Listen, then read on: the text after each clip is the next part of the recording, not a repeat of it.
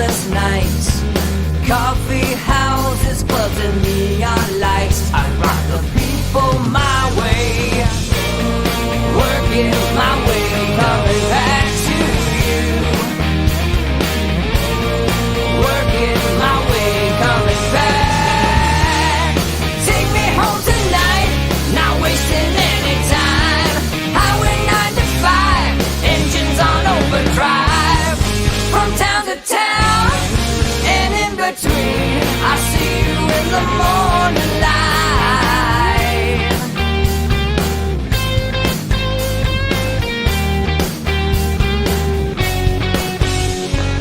New York, Boston, Philadelphia, LA, I still see your face. Buses roll, distance grows, but I remember your Buses are rolling all right, folks. From the unvaccinated to the churches. Working my way, coming back. Take me home tonight, not wasting any time. Highway 95, engines on overdrive. From town to town, and in between, I see you in the morning light.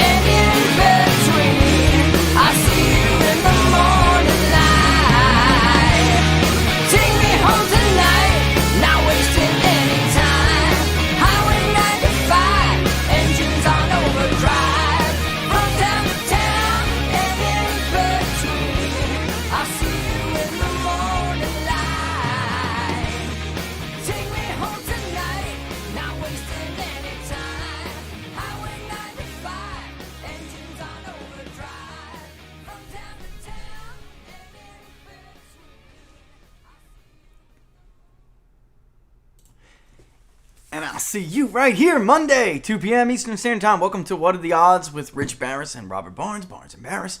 I'm one half, the People's Pundit, and Robert will join us shortly. A lot to cover, and we will get to it, crank it all in. So, as a continuation of last week, we'll also be talking about Biden's approval. Look, I'm only smiling because Biden's approval numbers are falling because I did it first. Because it never gets old watching everybody else follow. It just it never does. They're like, oh crap, he's falling with him. We're gonna have to cut it out now. All right, so we'll do that. We'll get into that. I'm also gonna play a little something here, probably before Robert comes and joins us. But before I do, I was on the gaggle earlier today. They'll have the clip out later. I'll share it. It was a great conversation. Don't miss it. Robert was the first, if you remember, on What Are the Odds to recommend the gaggle. Just an incredibly intelligent conversation. Can't wait to join them again. It was a lot of fun. So thanks for having me on, guys. See you again soon. And I'm sure the audience will absolutely love it. Will love it. So before Robert comes on, spoke a little bit last week. There's seriously like a breakdown in this entire system of election reporting and the media business itself. The business model itself is corrupt. They choose to throw in lot with sides. And the problem is then you take away the incentive to tell the truth about certain things. And it just doesn't happen with elections. It happens with public health policy. If you throw your lot in with one side, which they did, and then you're like on full on, let's just be hypothetical for a second. If you told everybody to do something, let's just call it Exhibit A, and Exhibit A turns out not to have been the right thing to do, do you have any incentive to go and tell the public that there's a problem now with Exhibit A? Do you have any incentive at all to explain to them that what you told them to do was not the right thing to do? That perhaps it had unintended consequences? I'm just saying, we're just being hypothetical here, and I'm using very generic terms here. Very generic terms. If you want a more open dialogue, you could do so on peoplespundit.locals.com and vivabarneslaw.locals.com. Because Robert and I both talk more about this without the threat of censorship and removal. But that's where we are in the United States of America right now, which is very sad. Same thing with election punditry. If you told the country that Joe Biden was going to win in a landslide, and Joe Biden barely illegitimate, wins the election, do you have any incentive to now go back and explain to people that there may have been irregularities? So, for instance, Larry, what color was North Carolina on your map? What color was Florida on your map? On your buddy's map, what color was Texas? What colors were Ohio and Iowa? So if you were yourself on election night because you thought once again you may look like a complete horse's ass for the second presidential election in a row, do you now have any incentive to tell the people the truth? No, you don't. You have none. You have every incentive to continue the real big lie, which is the real well-funded big lie. If you told the country that Hillary Clinton was, it's assured, it's a wrap, going to win the presidential election in then 2016, and then afterward pushed Russia collusion, would you? Could it strain credulity to think that maybe you did that because you were so wrong about 2016? You had every incentive to be duped by a disinformation campaign. My producer yelled at me for profanity. That's what that dinging was. Does anybody think for a second that there was any legitimate reason for these guys to push Russia collusion outside of the hope, indeed the prayer, that could have explained how they are so bad at their jobs? Or would you look at it objectively if you didn't have any of that hanging on your head, held over your head?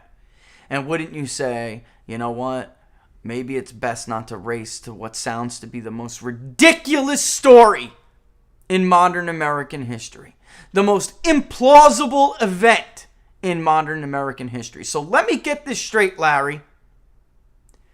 You were perfectly willing to believe that Vladimir Putin co-opted Donald John Trump somehow, which by some ethereal force, the two of them were able to co-op with no money, unlike Zuckerberg and others who did shower election officials with money, with no money, no threat of any, because remember, he had no chance to be president. So there was no threat of power. But yet some ethereal force came out of nowhere and they stole the 2016 election. In your little mind with your tiny crystal balls, that's plausible to you? But this is not. So what I have yet to see is a response to a single record alleged to have been cast ineligibly. I don't see you going through these reports and saying, John Doe, born, blah, blah, blah, at 123 ABC Street, didn't cast that absentee ballot illegally because of this reason or that reason. In fact, in the amended Georgia report that was just released by Look Ahead America, it strengthened the argument to a certain individual, which was the strongest argument, criticizing their initial report. But yet, still, that person was not eligible to cast that vote out of state. What I don't see, I see these hit pieces and these tweeting of these little hit pieces, but I don't see your tiny crystal balls responding to a single actual record. Do you not have access to the voter files? That's funny because I thought you were an election expert. Do you not have access to the voter files? Do you need me to lend them to you? Do you want me to create a login, a temp password, and username? Would that help you? Do you need access to my system? Forgive me, I thought you had all this because you claim to be an expert. You don't have them, do you? So the truth is, you can't respond to any of these records because you don't know what you're talking about, do you? Isn't that the truth, tiny crystal balls? That you smear people on Twitter because you can't directly refute the report? These aren't some statistical models. 99.8% of the vote was here at this time, and then 0.2% was here at this time. No, these are records. John Doe, born this day, middle name, middle initial, whatever, 123 ABC Street, supposedly requested an absentee ballot, and it went to said address. John Doe never lived at said address, or John Doe no longer lives at said address. You're not refuting any of those, are you? You just take to Twitter with your tiny crystal balls and insult people. Like I said, you know, if you need them, I can lend them to you. I think I disconnected Robert. Let me disconnect, reconnect. Nah, there he is. All right, let me bring in Robert. This is the shit stuff. Sorry. This is the stuff that really aggravates me. It gets me extremely aggravated because they know that they can't go into these reports and actually, you can get a non-redacted version of this report whenever you feel like it. You can call. They'll give it to you. Not a problem. I think I got you, Robert, for good here. You know, and that's how this stuff works. But they're not doing that. They're not even trying to do that. Robert, let me bring you in here, buddy. Hey. Good to be here with you as always. My problem, yes. I don't know if you were listening, but my problem here, Robert, is tiny crystal balls, Larry, okay? He's on Twitter today smearing people. First of all, for those who don't know, I'm saying tiny crystal balls. Get over it, Madam Producer. All right. Unless I've dropped a few. I may have dropped others. Because this is the stuff that really, it makes me angry. This is the stuff that gets the like, this isn't appropriate for your children content. All right. It makes me angry because he smears these people. I don't see him responding to a single record. In Look Ahead America's Georgia report, our Michigan report, our Pennsylvania report, Look Ahead America's Wisconsin report. I don't see them, or even what Cyber Ninja's doing, I don't see them responding to a single record. These aren't ethereal accusations, Robert. Like, this is a man who told the country that Hillary Clinton was going to be the next president. Donald Trump had no chance. And he pushed Russia collusion. Why? And the argument I made earlier is because you're looking for a reason for why you were so wrong. So you have every incentive to to believe a garbage tale like that, and then even talk about it on Twitter openly. And then now he told the country that Joe Biden was going to win in a huge landslide. I mean, the tiny crystal balls map was all blue, buddy. North Carolina again. He got duped again in North Carolina. He did in 2016 as well. Florida again. I mean, Ohio and Iowa in this man's mind were competitive. I just go down. It's the same story with all of them. But it sadly is that because he's so wrong, man, he has no incentive to tell the truth. There's no way this man's been in this business for this long and believes the crap that he sells. What do you think? I mean, I think his ideological bias it shades his opinion. I mean, and it's become a worse problem since '04. That's when I date to when the party lines really hardened, was the 2004 election, and then it took another big shift in 2016.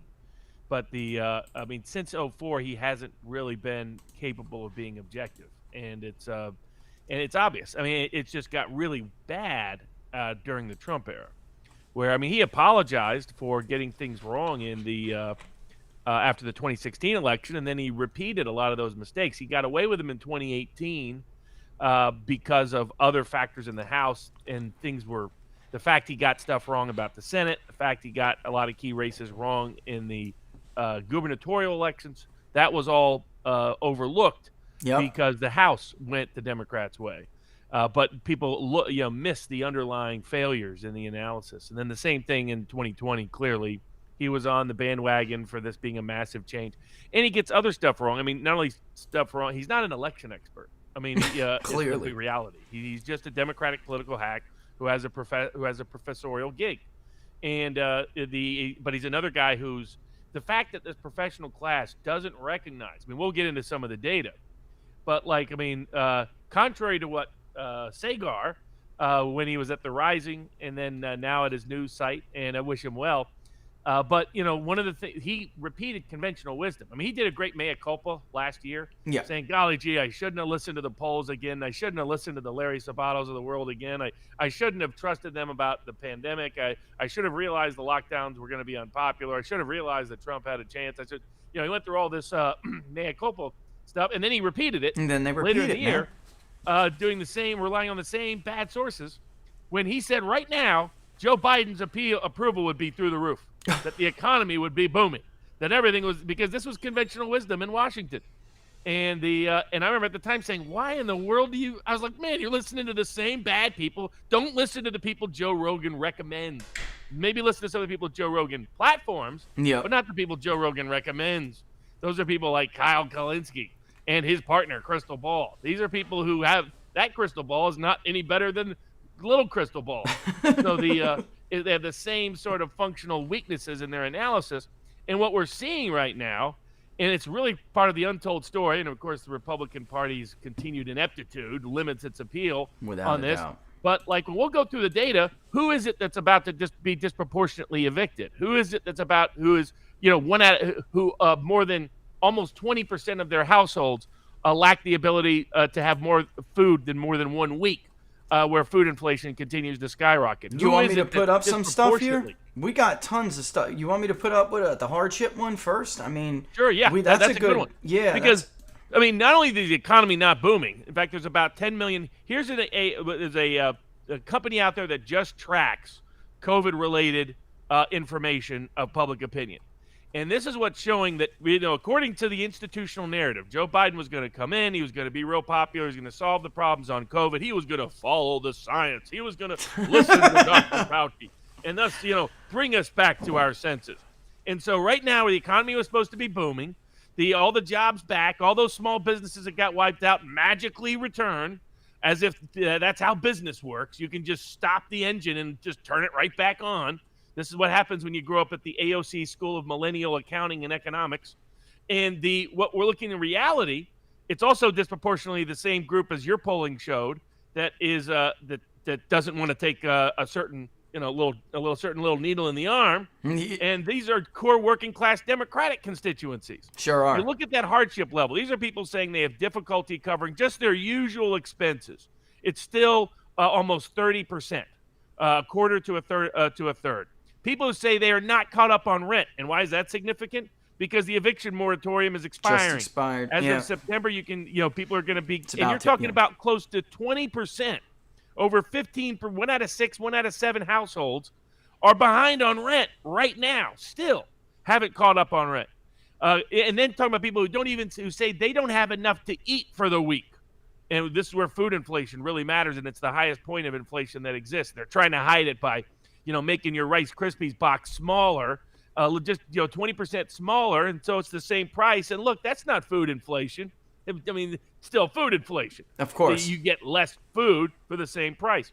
That's almost 10%. So I mean, and disproportionately, these are African American, Latino, working class communities.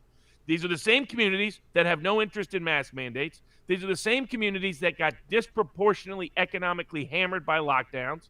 These are the same communities that are about to lose supplemental unemployment benefits, about to lose other pandemic supplemental relief benefits. And so these are communities that are in severe economic, getting worse and worse economic position, and Biden's got no solution for them. He's got none. And he was supposed to have already solved their problem. This is supposed to be over, Robert. This is Exactly. supposed to be over already. And that's why. What do we see this summer?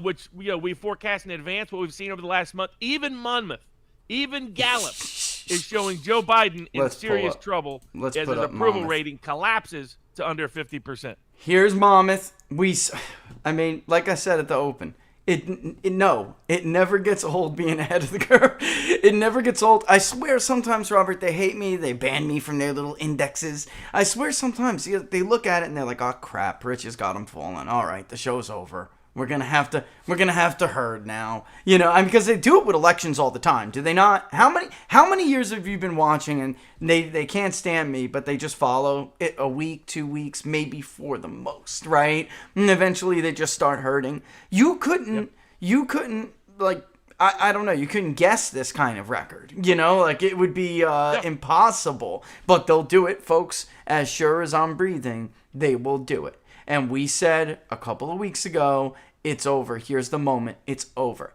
The pivot is going to happen because COVID, now, by the way, they're ramping it up. You see the Delta, lockdowns are coming again because, as we told you, he had one issue, right? I mean, Robert, probably nobody studied the results more than you. It was so clear in those results. He's got COVID. He's got it because of the vaccination. And once that's over, he's done. Because he was never more than +2 in the economy. Was that modern monetary theory really worked? They're going to be able to get a bunch of support for massive new spending, that the economy was going to be booming. They had convinced themselves that it was really, quote, Trump's mishandling of COVID that was causing the economic problems rather than their lockdowns causing the economic problem. But he came in with the whole sort of return to normalcy, no more drama, no more trouble. I'll get out the vaccine, and everybody's going to be healthy. Everybody's going to be happy. The economy's going to be boom. And he was lying from day one. This was a governmental experiment. Joke to begin with. Could not work. Yeah. And those small businesses that shut down, they're not coming back. They can't just start up all over again. They're done. They're finito. They're gone. Generationally, they're screwed, Robert. Generationally. Someone in the real world, someone in that family is going to have to pick up the pieces, pull up their pants, pound the pavement, and do it all over again. That's how the real world works. A couple $1,000s in the mail is not going to fix their problem. It may pay off a little bit of the credit card that they ran up because they were going out of business. And that's how the real world works, folks. You know what's interesting? All we did was borrow against the future. That's kind of what inflation is. Inflation devalues things right now. Yep. That's what debt is. We just borrowed it, and at some point we have to pay it. Yeah. So all these deferments for mortgages, now they're going to come due in September. All these rent delays come due in September or get evicted. Yeah. And once you get evicted, try getting a new apartment. Good luck with that. It's going on your application. The landlord is anxious to put somebody in an apartment that just got evicted and didn't pay rent for a year? That's right. That's the last person they want on the list. And so And we already have homelessness problems throughout the urban core America. Watch that problem double overnight. This is going to be Biden's America. Yeah. And now they really think, I think they can't they've never come to terms with the fact the lockdowns were never popular, and that their unpopularity was going to rise, both as the length took on and people saw the consequences, and as people came to realize this wasn't the Black Plague knocking on the door. And as more and more people realize that, the idea, because as you've been noting, his COVID approval rating's been going down, down, down. And that was the only thing holding him up. You pointed that out back in March, that the only thing keeping him alive was the perception that he was going to solve the COVID problem.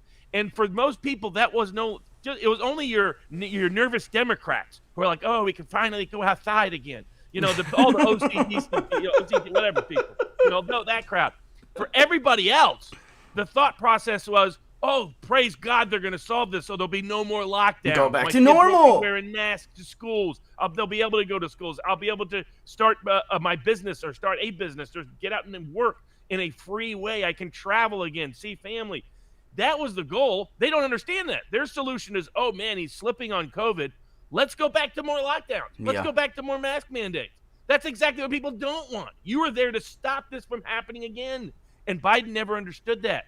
And that's why his approval rating, even in the Democratic inflated polling, like Monmouth, is under 50%. That is bad. That's a quicker collapse than Obama had in 2009. Oh, way quicker. Yeah, and this is, this makes Trump look pretty. I'm not kidding. Are you kidding me? Trump didn't have these issues 6 months in. They only started right now is when they started to hit him with the fake Russia stuff, and they were going to investigate him. But, interesting if you compare. Pollsters always hated Trump. Yeah. So they were going to keep him as low as possible for as long as possible. They're inflating Biden, and they can't even inflate him over 50% anymore. If you look, Robert, at our line graphs versus Monmouth's, the difference is where we started him off. Look at this ridiculous plus 24 Monmouth had. And then you'll notice the pattern, guys, is the same. I'm about to put mine on. All right, our tracking over the same time period. You're going to see ours expands in April when his expands, and then contracts down. Only you'll see we were sooner because we were leading. And the difference is in the beginning of the polling. Look at this, Robert. We were reality. That's the difference here. They were never reality. That was bogus, and that was an attempt to give the man a governing mandate that he was not elected with. Donald Trump was elected with a government mandate. What do I mean by that? The House, the Senate. It was across the board. Spank you. This is our president. With Obama in 2008. Spank you. This is our president. The man was, whether you like him or not, he was elected with a governing mandate. Supermajority mandate, in fact. Biden was not. He was killed in the House. He was walloped in the House. Something that, Robert, this may be the first instance, by the way. Another question. Maybe Tiny Crystal Balls can go back to his Rolodex and figure it out. When was the last time an incumbent president lost re-election and his party gained that many seats? Give me a freaking break. Right? Exactly. It just doesn't even make any. I digress. It's from the get-go, it was clear that the only approval he had coming out of the gate was his margin of victory. Yeah. And basically he didn't start. He started out a little under 50 or right at 50, right about there. Then as the COVID, as it looked like, as he was promising, hey everybody, July 4th, it's going to be totally back to normal. Get your hot dogs. Great. Remember that promise? One of his many. You talk about look at all the times they quote unquote track Trump's lives. Yeah, where's the WAPO where's the tracker? Joe Biden line? Hey, if you get vaccinated, there's no chance you can get COVID. Oh, really? How did that lie didn't last 1 week? That was a big fat lie. This guy just lies repeatedly. And as those lies became clear, when people thought, the peak was, wow, we're almost back to normal. Praise God. No more shutdowns, no more lockdowns, no more masks, no more travel limitations, no more job limitations. I can go to a restaurant and eat normally. And then all of a sudden, what does Biden do? He pulls the rug right from underneath them. And at the time, we still hadn't rebounded economically, because it turns out modern monetary theory has some problems with it. It's causing inflation, so much so that this week Vladimir Putin came out and attacked America about it. He was like, look, what's happening is the U.S. is inflating its currency to solve its problems. The rest of the world can't so easily do that without bad consequences. And now it's harming the global economy because the dollar is the reserve currency. And he's like, they're just going to keep printing and printing and printing. And so this is a good breakdown. You see that, there's been a slow, steady, as his approval rating on COVID has declined, was in the 70s and 80s. This poll is from a couple of weeks back. As that number isn't real high and it's going to keep going down, you see he's already underwater with independent voters amongst and again, this is, I think this is Pew, I forget which one it is. ABC, this is ABC's. They hired Ipsos. So this is already a Democratic-leaning polling group. The Independence Day poll leaned Democratic. I think ABC ABC famously had the 17-point lead in Wisconsin. That's for right, Biden. In 2016, they were wrong. I remember him trying to explain on live TV why he got it wrong. But that was, remember at one point, should have just ate the bug. 13-point lead for Hillary. The big lead here. So this is a Democratic-leaning poll. And in particular, it's Democratic-leaning in every group. In other words, they get the most Biden-supporting Democrats. They get the most Democratic-leaning independents. Yeah. And they get the most Democratic-leaning Republicans. Because, remember, even Pew has now admitted that the number of Republicans that voted for Biden was 3 or 4 or 5%. It's the same as the number of Democrats who voted. I think they underestimated that number of Democrats who voted for Trump. But this double-digit support for Biden amongst Republicans, it was the same nonsense where they had double-digit Republicans. It's because they're getting the Bill Kristol identified Republicans. Exactly. So these are already Biden-leaning polls, and he's underwater on almost every major issue. On the economy, on crime, on gun violence, on immigration, and he's sinking quickly on foreign policy and sinking quickly on COVID, which was his only salvation. And the mistake they're making is they think they can boost his COVID rating by going back to the crazy lockdown. I know, but you know what? It's so predictable, though, Robert. Because, we've been saying this for months because, they have nothing else. They have nothing else. On the economy, when government money was going out and people were seeing $7,000 in their accounts, he still was only plus single digits, maybe 4 in our poll. It was not a lot. So, people seem to realize that you can't do that. And on what Vladimir Putin was doing, he was public enemy number 1 for 4 years. But people should remember, why would Russia care about this? Because, folks, 12, 13 years ago, when the Chinese wanted to pull the plug on us for starting the global crisis, they wanted to put the gun to our head and squeeze. And it was Russia who said, no, you know what? I think the U.S., they're going to learn their lesson here.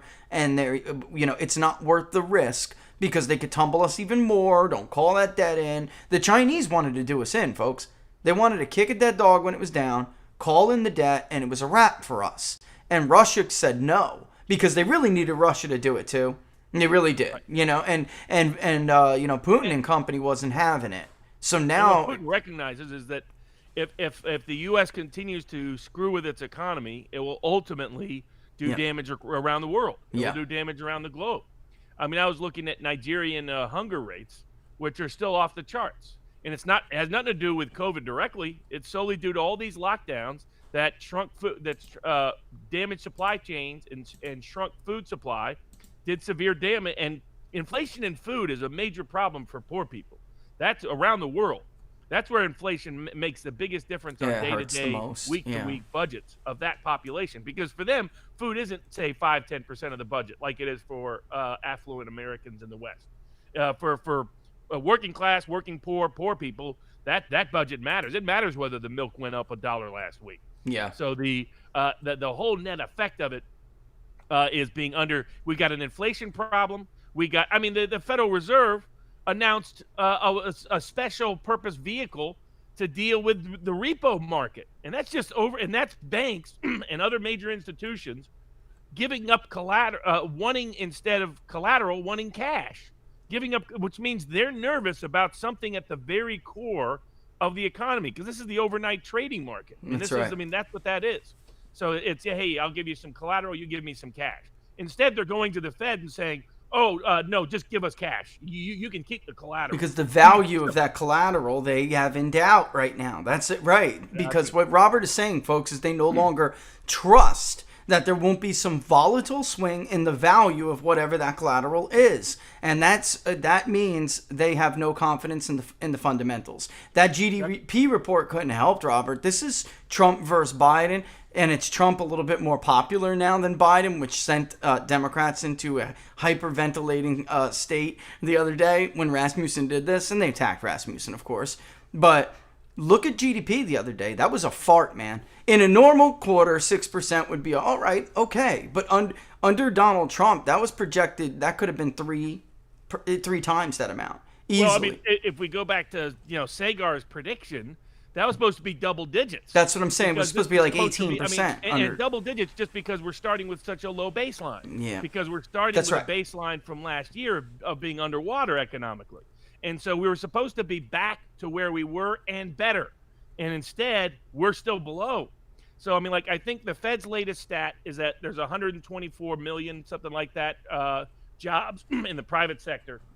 And that's about 7 million less than where it was in January 2020 under Trump. Let me see. And it's about 10 million less than what it should be due to the growth of the population. Yeah, there it is. Yeah. Yes, you look at what's happening, and it should constantly increase because the population is increasing. And you look at, obviously, the beginning of 2020 is the collapse, but that number was supposed to be back above the top line, and it's not. It's in fact, it's pretty far away from that top line. And that's the core problem. They have about 10 million unemployed individuals out there that they have not created those jobs to match that, or to the degree they have created jobs, the problem of getting people conditioned to, hey, you don't have to pay your rent. Hey, you don't have to pay your mortgage. We'll send you free money. Just cheer the Democrats on and send that mail-in ballot vote back. That's running into trouble because within that population, they're like, screw you. I'm not going to work for McDonald's for whatever. Yeah, I could stay home and play games, and Uncle Joe will send me a check. Well, those checks are running out. New Valhalla expansion packs coming out, dude. I'm not going anywhere. The DLC's about to break loose. Are you kidding? And that's one side of the employment picture. Yeah. The other side of the employment picture is that a lot of the people that want to work and get jobs, they were used to working at the places that offered those jobs were small businesses. Yeah. With people they know, people they understand. I mean, small business has always been the job growth engine of the United States. It's never been, while big corporations may disproportionately employ people, they do not disproportionately create new jobs. That's from, and what is, there's Louis Rossman walks around his neighborhood in New York and just shows store after store after store that's gone. Stores that have been there 10 years, 20 years, 50 years, some more than a century. Yep. Bars and restaurants, gone. And you can find the same, and I'm hearing reports of the same all across the country, particularly in big urban areas, but not just those places, where restaurants and stores and little places are gone that they were the ones that could create the economic engine. And once they're gone, they just can't show back up. That's not how small businesses work. That's not how those enterprises work. They had to keep those businesses afloat throughout this entire lockdown nonsense, which they could only do by inflating the currency in modern monetary theory. I mean, just look at our debt. Our debt as a percentage of GDP went up 25% in a year. I got it right here. I got it right there. Yeah, I mean, look at that, Bub. That's just a straight line. It's not supposed to go up in a straight line. And Robert, they fudged. I just want to make a note on this. Note on the construct, guys. For those who watch, you know what the construct is. When Donald Trump ended the lockdowns, all right, and the economy was coming back much quicker, actually, than people thought.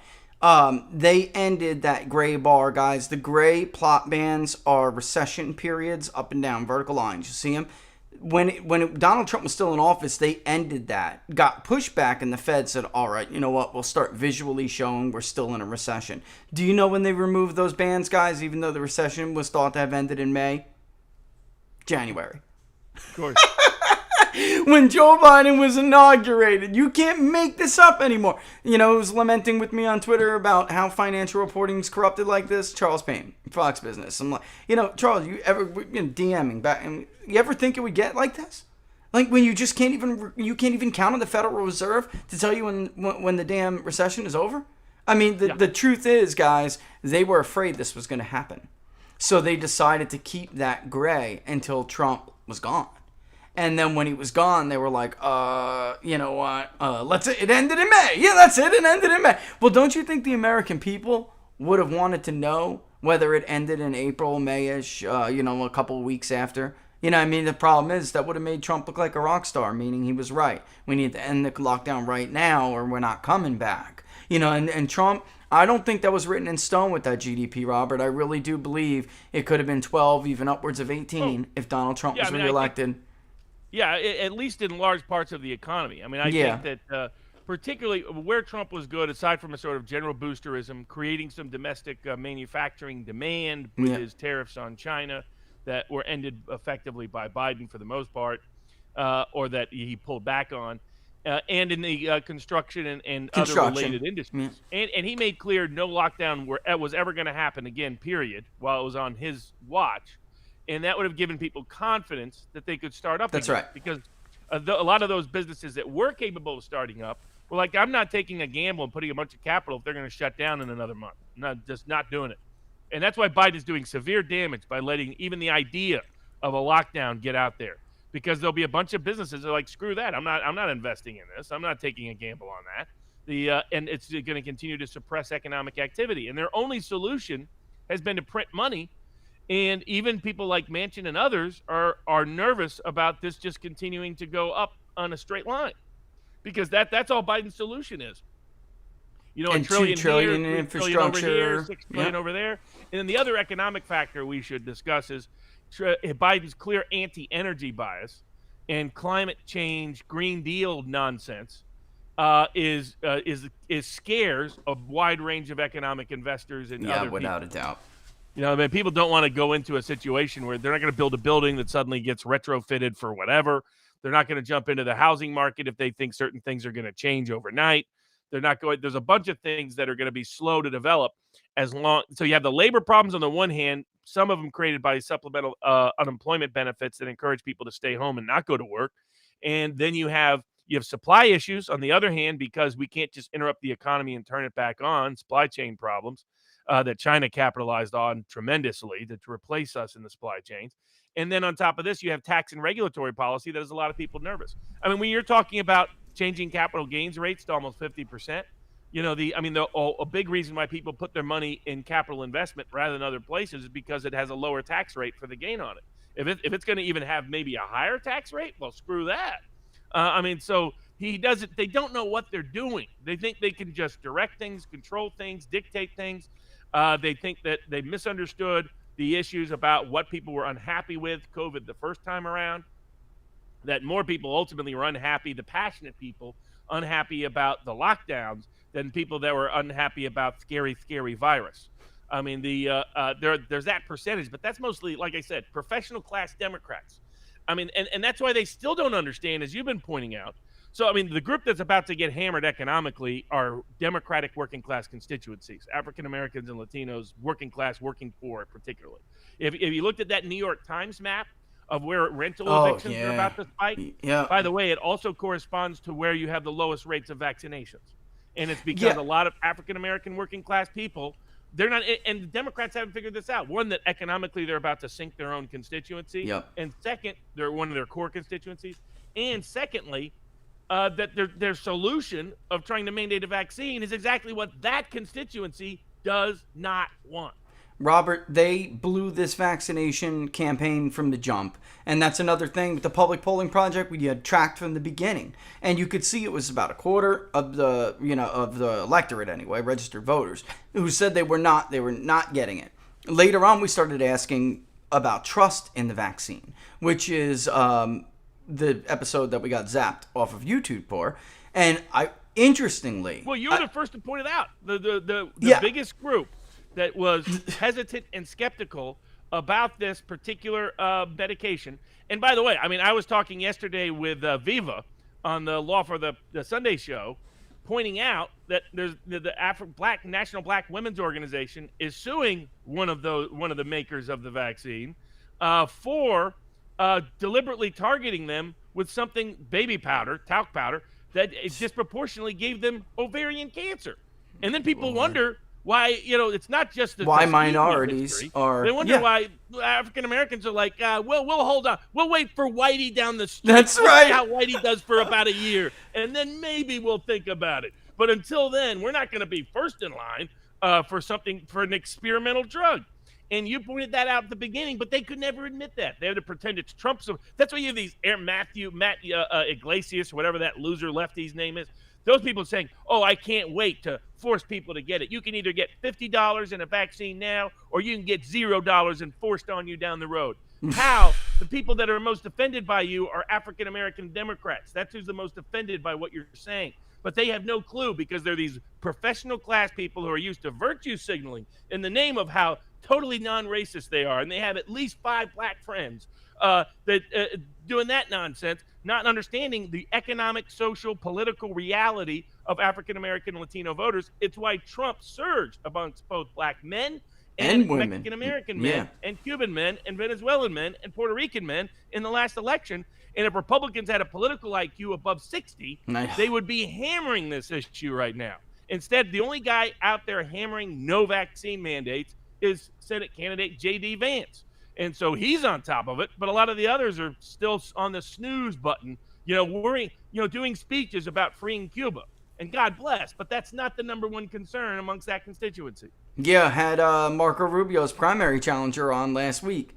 And, he's like, look, I'm all for, I think we're all against communism spreading in the hemisphere. We're all for Cubans having freedom. But what I would say to Marco Rubio is, what about communism right here in the United States? This is totalitarianism in the form of left-wing ideology that is permeating through everything now. Well, they want to control our bodies. That's right. The Now, has the right to control our bodies. There's no greater form of totalitarianism than that. A century of liberalism thrown out the window, Robert. A century of liberal, what's the word I'm looking for? I mean, it was so central to their argument for 80 years. Like, how the hell, how did they steer so wrong? We're back to the eugenics era.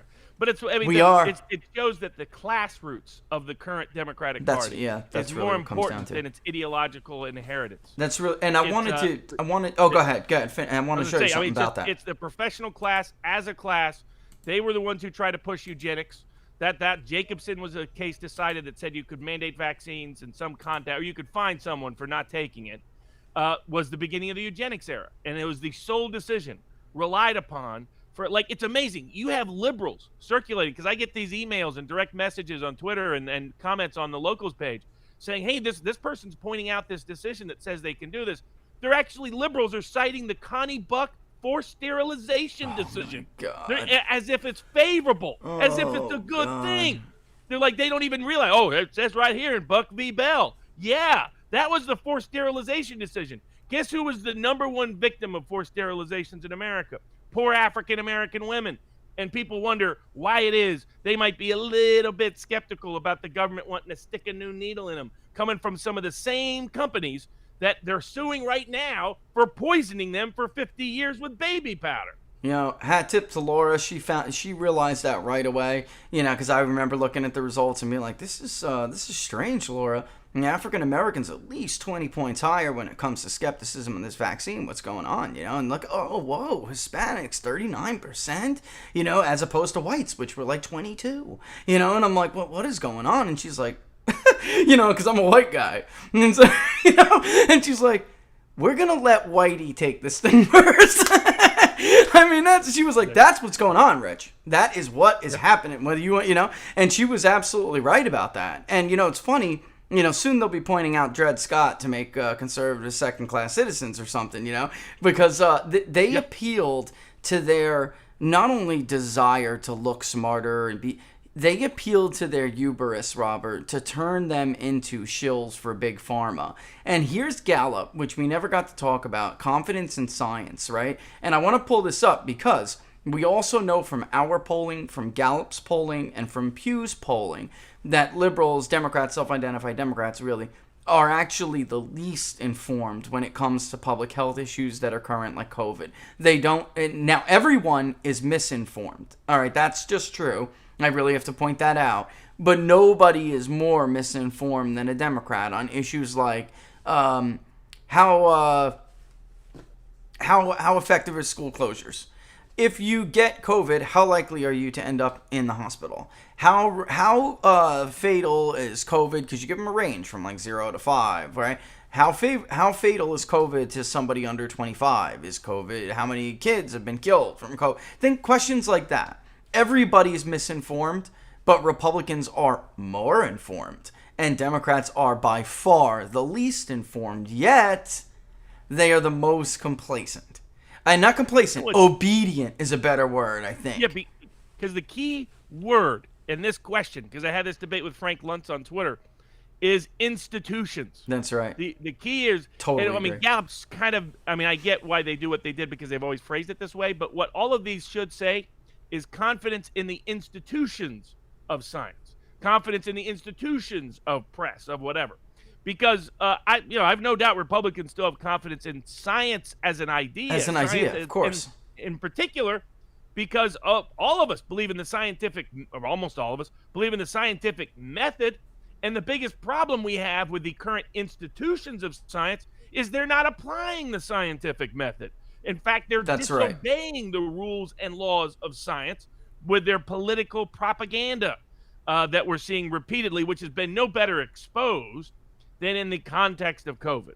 Whether it's how deaths are counted, how tests are done, which testing method is present, or, I mean, just the fact, I mean, Biden, they clearly didn't understand that, okay, they like, all right, we got to have a shift here. And maybe the shift was because of FOIA lawsuits that were going to require them to disclose a lot of data that they've been hiding. Maybe it's because there's a bombardment of studies, not just the Cape Cod study, showing that what a lot of people like Brett Weinstein and others said, look, going into this, there's never been a successful coronavirus vaccine in history. Yeah. There's never been a consistently successful influenza vaccine in history. The swine flu, they never developed a successful vaccine for the swine flu, for H1N1, for the Asian bird flu, for the Hong Kong flu, for SARS, for MERS, one for the swine flu. None of them. Yeah, civil class action lawsuit for the swine flu vaccine. One of them. I mean, absolutely. And part of that, the real simple reason is that the virus varies to the way a virus survives. The reason why Weinstein was always a great guy to follow is because he's an evolutionary biologist. And so you can think whatever you think about evolution itself as a macroevolution as a theory. But within even those who don't agree with macroevolution agree with microevolution. Evolution within a species to evolve to reflect the natural environment. They just disagree about whether that means that's how the world originated and whether we go from species to species. So within evolutionary biologists would have a very unique perspective on a virus, because what he would understand is the history of the viruses and the very evolutionary biological nature of a virus is that it wants to survive. And in order to survive, it needs to become less lethal and more transmissible. And that this is what every single virus has done throughout history. And so the idea of this kind, I mean, you have Ebola, smallpox. Yeah, it's not novel. We're talking about coronaviruses, influenzas. And so the prediction would be this is going to vary. And one of the risks with the vaccine was how that would impact that. That was one of his first concerns. It's like, okay, you might actually accelerate this variation rather than decrease it because you're trying to do it in the middle of a pandemic. And all he was doing was highlighting concerns. He wasn't predicting doom and gloom. He just says there's a lot of science here that hasn't been applied, hasn't been done, or hasn't been talked about that says that we may have different policies if we fully vet it the way the scientific method requires. So from a certain perspective, it was always going to be the case that there was going to be a problem by historical norms, that they would be like, holy cow, there's this variant, I guess, and because it's varied, that actually moots the effectiveness of the vaccine made for a different, like we haven't been doing that for 100 years and experiencing that exact reality. So there's that part of it. But I think the other part of it was, I think they were politically shifting gears and thinking, okay, we need to get popular again on COVID. So we'll do the Whitmer, Cuomo, Newsom approach let's scare people again. We'll reintroduce masks, we'll reintroduce social control, we'll reintroduce lockdowns. And maybe their thought process was This way we can get through a bunch of new spending proposals that we can't otherwise. Get done. We had to do a lockdown. And we probably have to have those same 2020 election rules for 2022. It's unfortunate, but we got to do it because we got to lock down because of scary, scary virus. Not thinking through that people would be like, hold on a second. You just told us the vaccine meant we couldn't get it. You just said that on national TV. You said that was a cure. If your vaccine is a cure, what are we supposed to be scared of? And Biden administration's like, well, they didn't take the obvious cognitive dissonance. So they're complaining about the New York Times' coverage of their own scaremongering tactics. And Robert, this is why, and I said this in the beginning, you had the media, they threw their lot in with them. And now the media, like with elections and everything else, they have no incentive to tell the truth because they decided, and I'm looking for the CNN tweet, here it is. They decided to throw their lot in with the government, to not do what the media is supposed to do, which is ferret out the truth, not, jump in with the public health bureaucracy. And, that's not their job. Their job is to question authority, to make sure the powers that be are telling you the truth. And this way you can hold them accountable when they're wrong. It makes me wonder whether the media really thought that much about this, which is, okay, well, if we're going to abdicate that traditional role, then when the government is wrong, when these people are wrong, we're going to share culpability with them because we didn't do our job. I'm not sure they really thought about that as an ethical question, but here's how CNN, because you're right. They would so badly lose credibility so quickly. Yeah. I mean, there's no other way to go now. I mean, because now you can hurt your credibility with the people who still follow the Nate Silvers, who still watch Brian Stelter Potato Head. I mean, the very few who still, lend these people credibility, that's actually who they risk losing credibility with now. Because now you're talking about something that's specifically related to them, and they believed you on it. It's like, all the Fox viewers who cheerleaded for the Iraq War and then realized, oh crap, Fox lied to us. It's like them. It's what it reminds me of. All right, so what you just said started with an NBC leak, which I told you about, I told others about, I called Bannon. You guys might or may not remember our stories on the vaccine, emergency use authorization. Solid sources, folks. And what I'm telling you is, they are telling me that they not only did the government know what Robert was saying was a risk, they knew that that was the worst case and likely scenario. All right, so instead of, what incentive now? Because CNN did throw their lot in. What incentive do they have to tell the truth about that, Robert? Instead, they phrased this tweet like this: vaccination alone won't stop the rise of variants. And in fact, the evolution of strains that evade their protection, researchers warn. They said people need to wear masks and take other preventative steps until, are you ready? Almost everyone is vaccinated. It doesn't make any sense. Do you guys understand what they're trying to tell you? Yeah. The vaccine not only didn't work. They're trying to maintain two totally dissonant narratives. And I think they thought, hey, look, we got away with this early. Maybe we'll try it again. In March of 2020, we told people, don't wear masks. Masks are useless. Fauci, right on 60 Minutes. Oh, why would you wear a mask? With that could easily slip right through and slip right out. And then 2 months later, they got large parts of the whole country say, oh, mask. We must wear masks. We must wear masks. Where people scream at other people in the streets if they're not wearing masks. Just 2 months after they told them they're useless. The government. This is the government saying.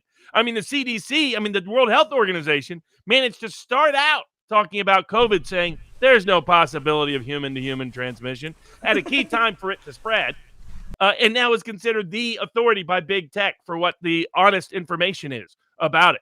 I think Facebook recently got caught by accident. Somebody trolled them into labeling CDC information as completely false misinformation because they figured out a way to put verbiage around it. They're like, oh, it's totally false, not realizing that was CDC information they were saying is totally false. And so I think the Biden administration has not paid it because they're in this professional class bubble that only listens to each other, only talks to each other, only watches each other, that believes everything else out there is just a bunch of wax. It's kind of like woke Hollywood.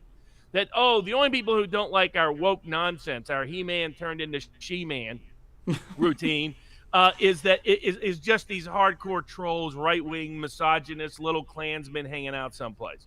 And then they get their box office receipts, and they're so through their crap that Scarlett Johansson's suing Disney over it.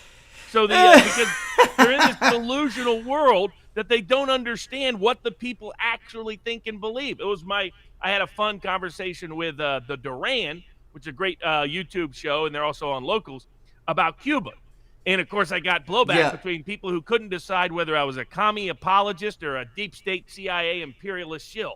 I knew that was going to happen after that. No, he's a shill. No, he's a commie. No, he works for the CIA. No, he's a commie. It's because people can't take objective information. You have to know whether you like it or not like it, whether something is popular or unpopular. And as an illustration, from your polling, from other polling, as you note, they follow up on you, so that followed up and tracked it, vaccine mandates are not supported by a majority of the country, period, even in Democratic-leaning pollsters by Democratic-leaning polls. So this is not popular. This is not – they misunderstood the 2020 message, and that's why he's going to continue to collapse politically. Yeah, yes. I don't think it will work for getting back on board in terms of getting a bunch of money spent, changing the election rules. I don't think it's just going to fly. And the Republican base, while the Republican politicians still slow to listen to their base, the more they pick up on what their base says, then the more they're going to realize this is a big winner. I mean, that's where if they track people who started out being pro-lockdown, people like Ben Shapiro, people like, to some degree, Glenn Beck in the see Blaze, his tweet today? people that were anti-Trump initially. Watch them over the last year. They've almost all converted into being deeply anti-lockdown. That was a sign of how strong and unanimous the base is on these issues, the populist basis. That's why Trump is still number one with ease if he wants to run in 2024. If the base picks up on it, they have a great opportunity to expand their working class appeal to African-American voters, Latino voters, and a large swath of libertarian-minded voters, because this is probably a good transition to – I've changed my opinion on the California recall. When I started digging into the data, what's interesting is Democrats are locked in opposed to the recall. Republicans are locked in favor of it. The key is, as you've noted repeatedly, what's different in California is the independent and third-party vote leans overwhelmingly Democratic. Yeah. And that's what kills Republicans typically. Well, it may be killing old Newsom because it's those independents and those third-party people, according to Berkeley's own polling, that are planning, the ones that plan on voting, they're planning on voting to kick old Newsom to the curb. And Democrats may have made a major mistake. Newsom convinced all the Democrats not to put up a serious candidate to make it be, if you want a Democrat, Willie you have was to right. kick me in. And the problem is they don't have a serious candidate, so Larry Elder does have a fighting chance to become the next governor of California, which would be a beautiful, beautiful thing to witness. I might move back temporarily if that happens. Robert, as it turns out, old Willie was right again. And old Willie Brown was right again. For people who don't know, Willie Brown tried, it was Willie's side and the Newsom Pelosi side. And Willie wanted Newsom, not that he wanted him. The bottom line is he said that Newsom was toxic, not to believe the polls. He did not believe them. He's talking to people. Willie's got his ear to the ground, right? That we need an alternative because if we don't, if they vote yes to boot him out. You could say Willie's always had his ear to the ground and Kamala's always had her knee to the ground. Oh, nice. Laura's going to love that one. But yeah, basically, he tried to tell that wing, if he goes down, then you might end up completely shocked. Because in his mind, it didn't make sense that he's looking at these polls, he's talking to these people. Yeah, they're kind of like willing to get rid of him, yet he's still in the lead in who to... It doesn't make sense. And that was his thing. Like, yeah, it's too risky. We need somebody else.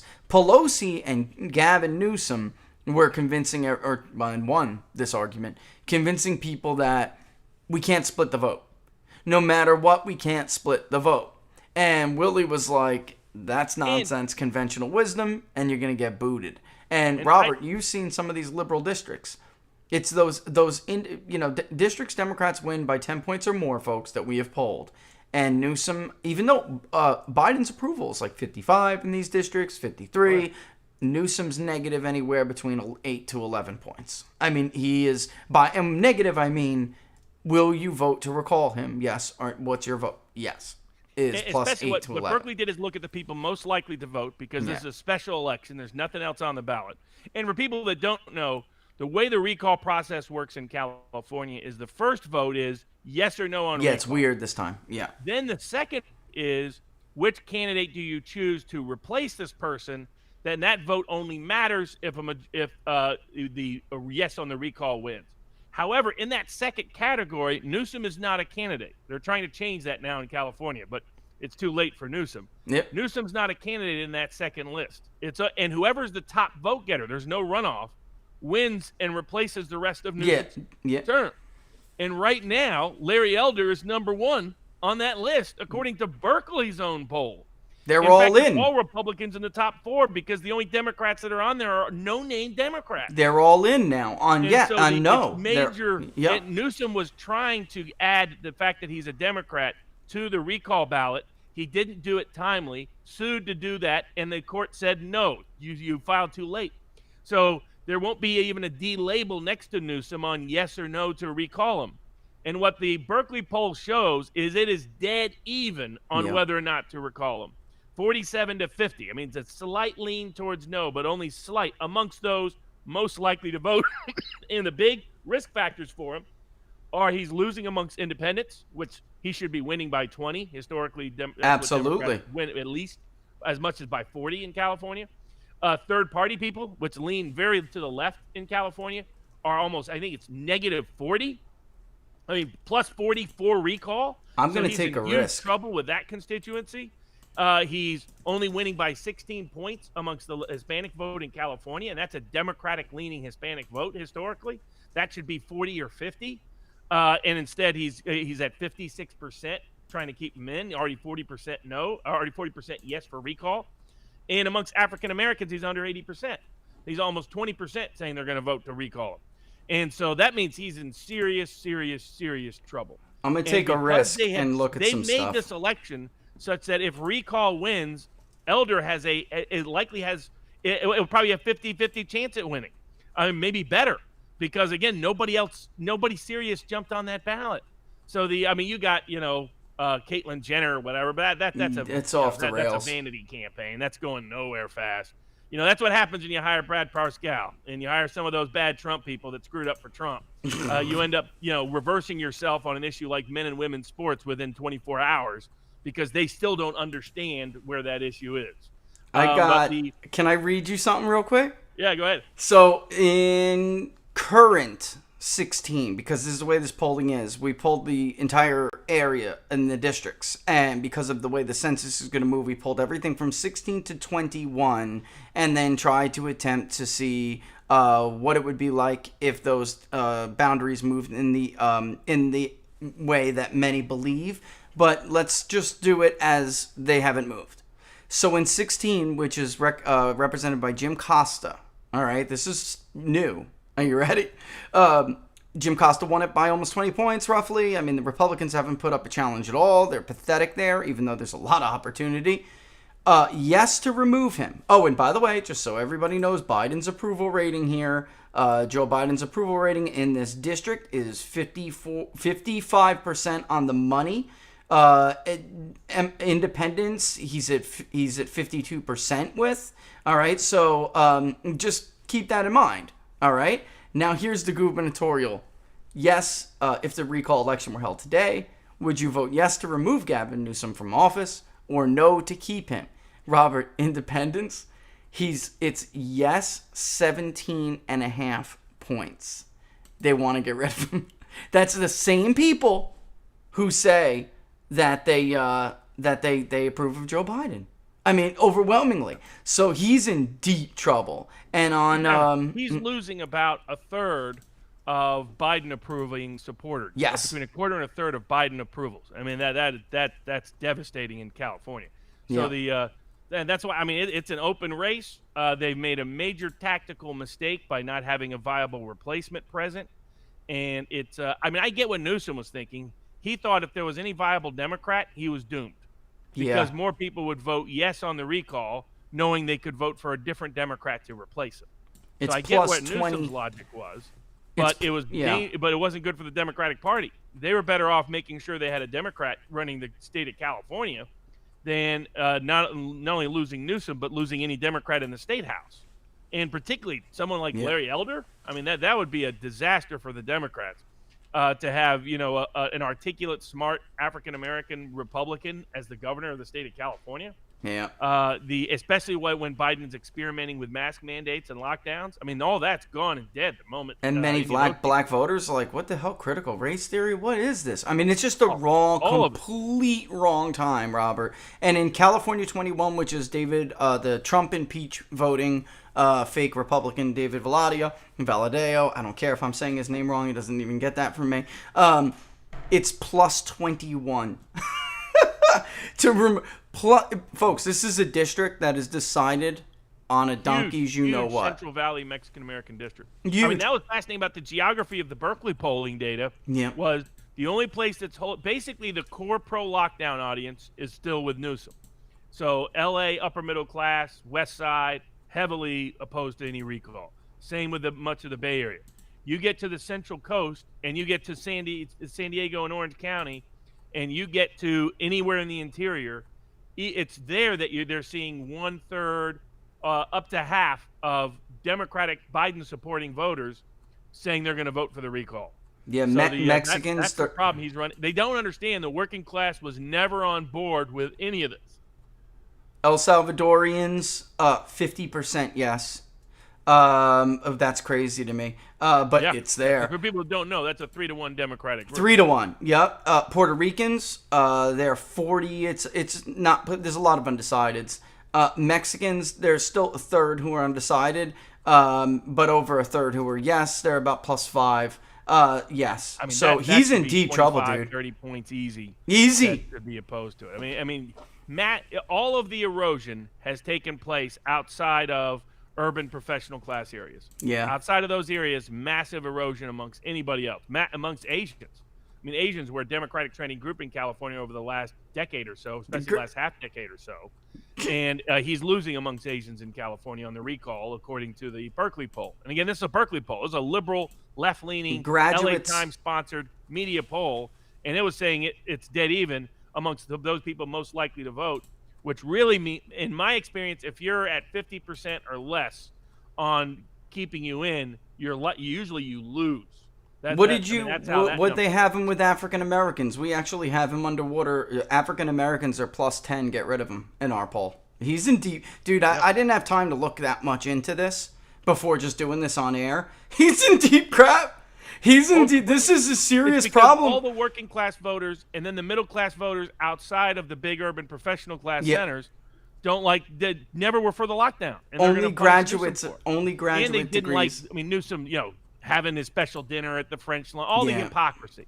Special dinner at the French Laundry, kept his own wine places open, his own kids got differential treatment. My God. All the two just added insult to injury, but people were deeply unhappy with these extended and what seemed at times random lockdowns, mask mandates, curfews, stay-at-home orders, rat out your neighbor. Yeah. I mean, Biden had to get the mayor out of there because of the problems the mayor was creating, also his corruption problems, and I think gave him ambassadorship to Turkey or someplace.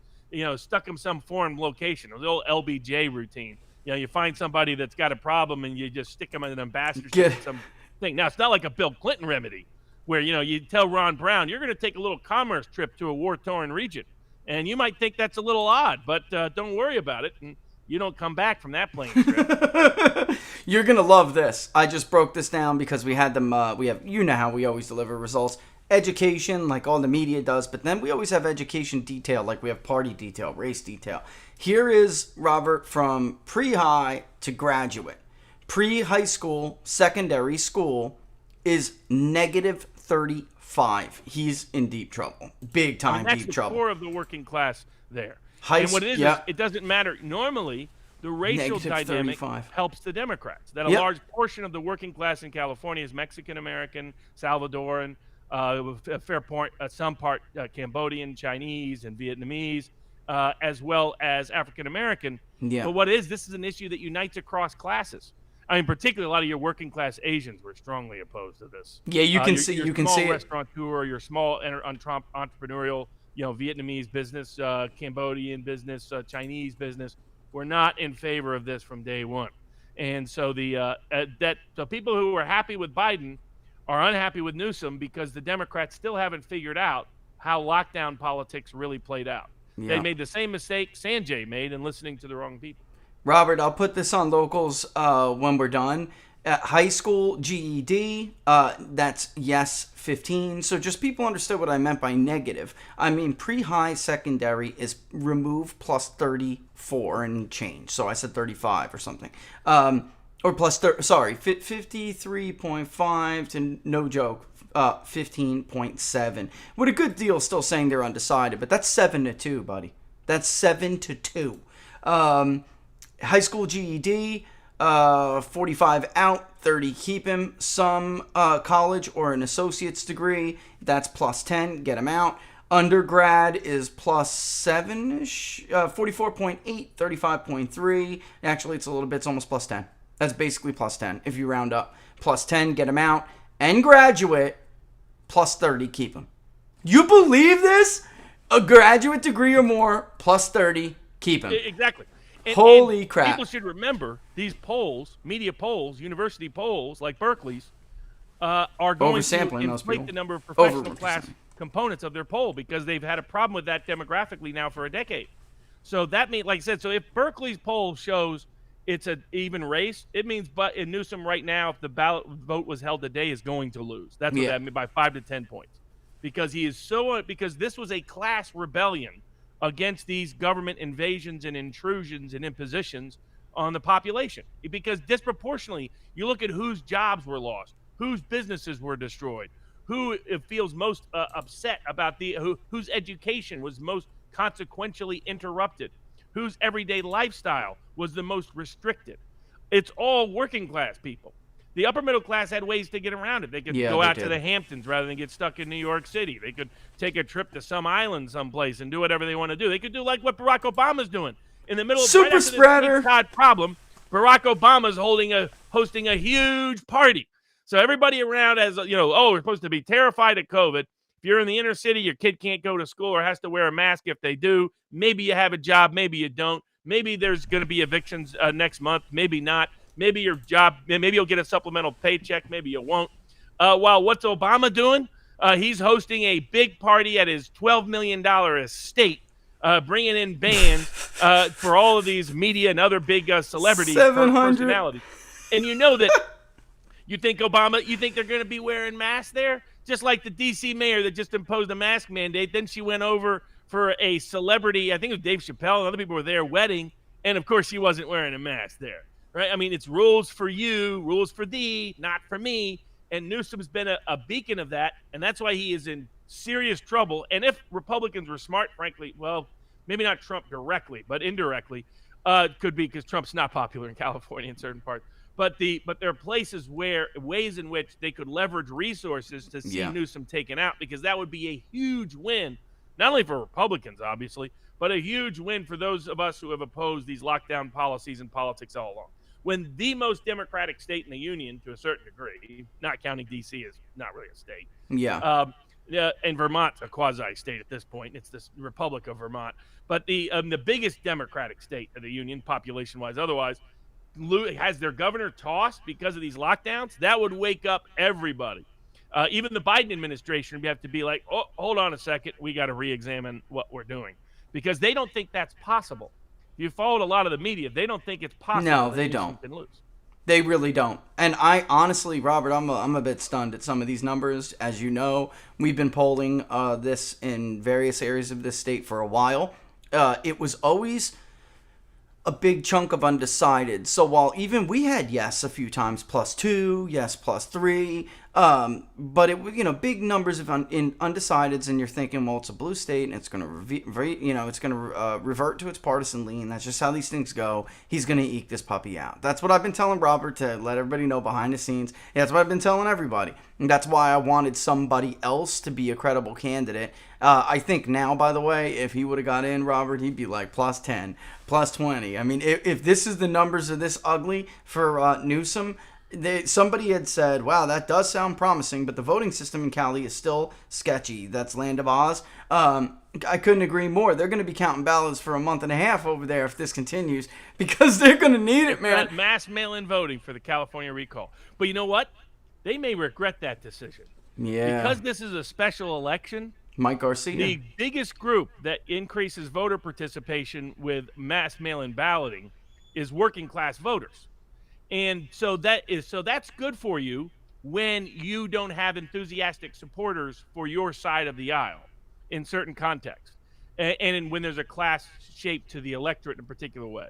So if you're Biden and you have no enthusiastic supporters, mass mail-in voting is a way to get working class voters who lean your direction to still vote for you when they wouldn't take the time otherwise to do actually it. stand in line for you.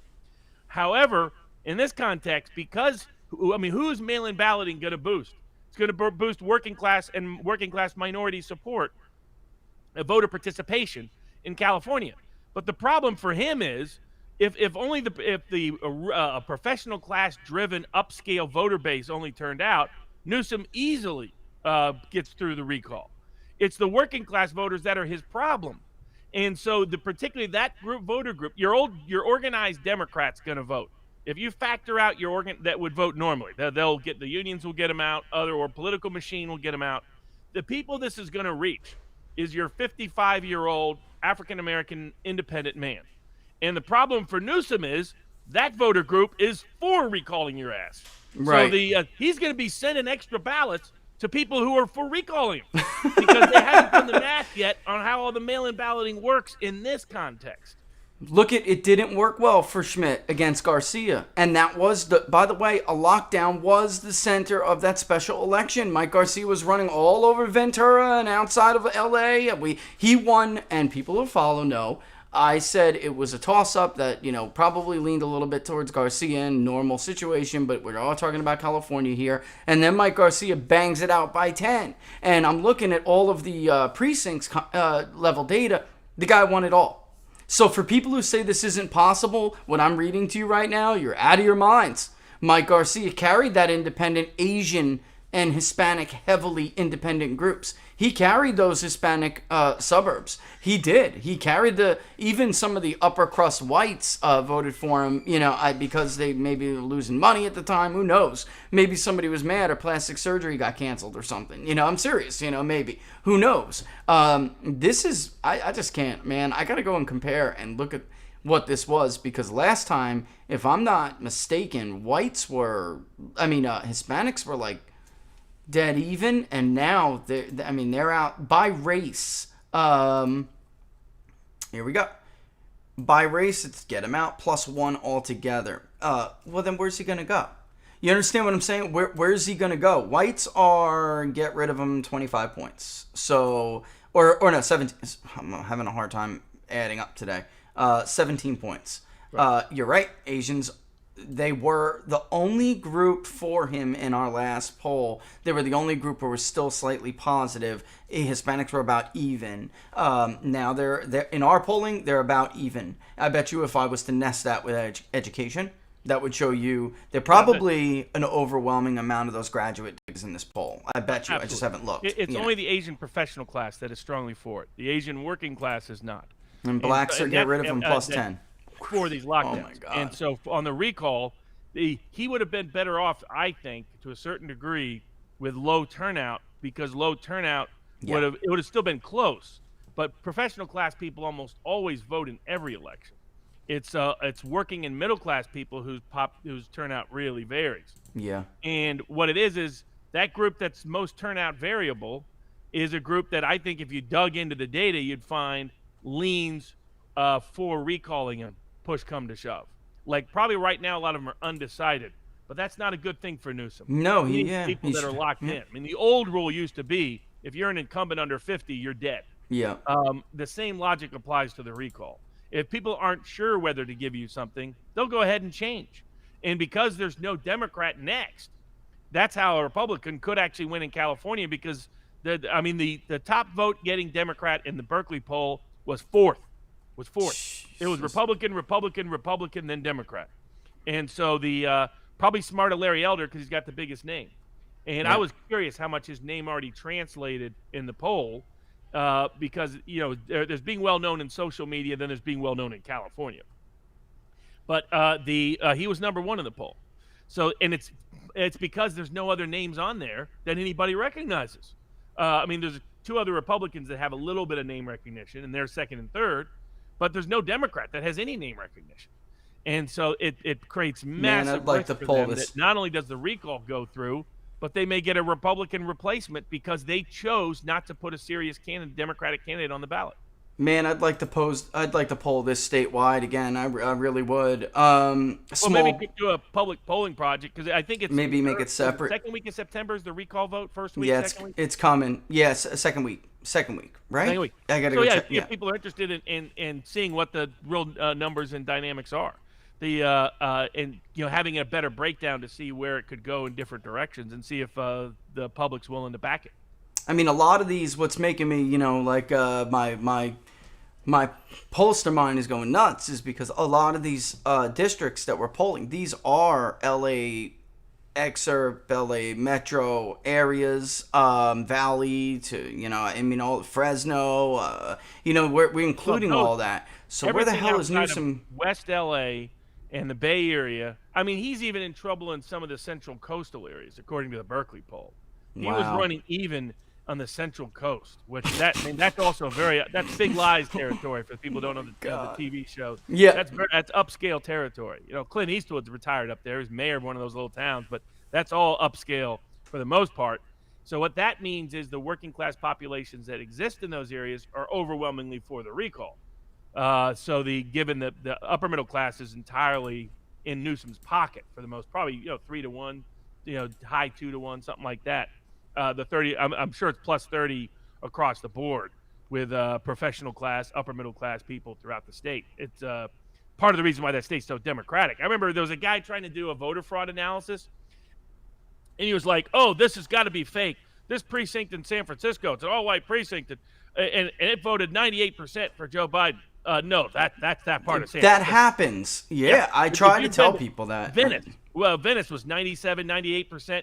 All white. These are the core of the core of the Democratic Party are upper middle class white liberals, and they all live together. They don't want to live near any Republican area. So if they're in the Marina District in San Francisco, now it's funny they got all these homeless people because of their own politics. They can't really kick them out without looking like jerks.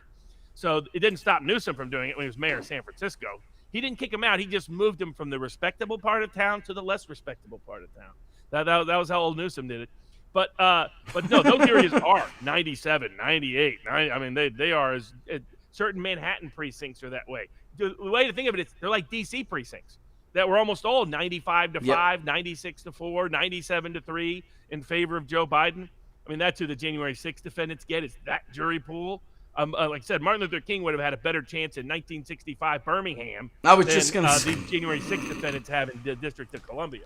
In the Deep South, in Old Dixie. You kidding me? Yeah, they're worse. They're worse. And by the way, speaking of January 6th, I got a clip. There's more to come of these clips, but I did want to play one.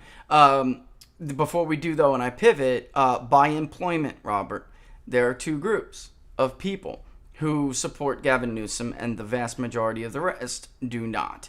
That would be the people that we were talking about that are happy to live off of their pandemic assistance program. How do we know, folks? Because we say, did you work before? Now you unemployed? Are you looking? You're not looking? We know who the hell they are. All right. And then also the retired rich. They are for Newsom. And they're for Newsom 53.6 to 36.8 People who want to sit at home and play their Xbox all day, 42.2 to 25.2. Everybody else, you're working full-time, get rid of them plus 11. Are you working part-time? Get rid of them plus 17. Are you working part-time but want to work full-time? Get rid of them plus 19.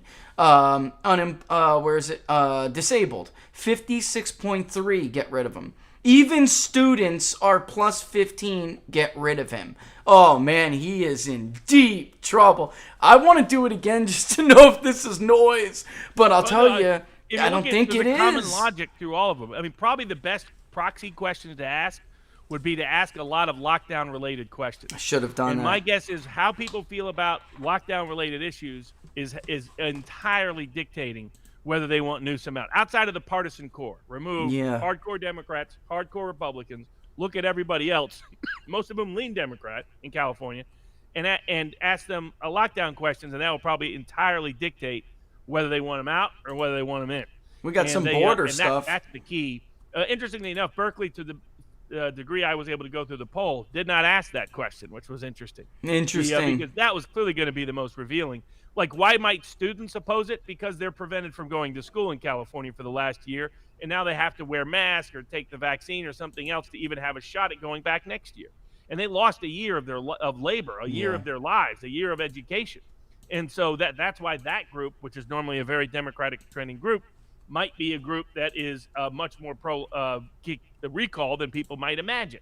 And so I think that's where they have core Democratic constituencies affected. Well, you see it with the employment numbers. And there's someone who's part-time and wants to work full-time is a classic example of someone who probably blames their inability to work full-time on Newsom's lockdowns. Yeah. Same with, I'm sure, small business people that own their own business. I'm sure they're enraged at Newsom. They are. It's outside of your partisan Democrats. But get rid of them plus 18 small business owners. It makes sense retired people are less concerned because they've been less impacted. They haven't been economically impacted. They haven't been educationally impacted. Their lifestyle's been a little bit infringed, but that's about all. And that's more manageable. And they've got delivery services and all the rest. Extra money. The people who thrived off the Uber economy, happy with the lockdown. People who suffered under the Uber economy, enraged about the lockdown. And if Newsom's in trouble in California, it shows you how deeply unpopular at a core lockdown policies really are nationwide.